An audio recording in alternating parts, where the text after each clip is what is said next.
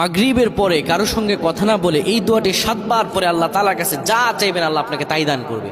অভাবে আছেন, ঋণগ্রস্ত আছেন, মাথায় টেনশন, ঋণের বোঝা, বাড়িতে থাকতে পারতেছেন না, আল্লাহ সব আপনার পেরেশানি দূর করে দেবে ইনশাআল্লাহ, যদি আপনি আমলটি করতে পারেন। আমল মানুষের জীবন বদলিয়ে দেয়, আমল মানুষের জীবনকে পরিবর্তন করে দেয়। আল্লাহ তাআলা আপনার সব দোয়া কবুল করে নেবেন ইনশাআল্লাহ।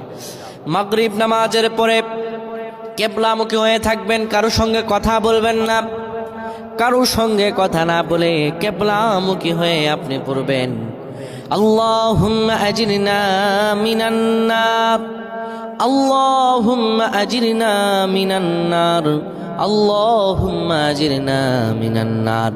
যদি এটি আপনি মাগরিব নামাজের পরে কারো সঙ্গে কথা না বলে পড়ে 7 বার পরে 2টি হাত তুলে আল্লাহর কাছে দোয়া করেন, আল্লাহ জাহান্নামের আগুন থেকেও বাঁচাবেন এবং আল্লাহ আপনার সব দোয়াগুলো কবুল আর মঞ্জুর করে নেবেন।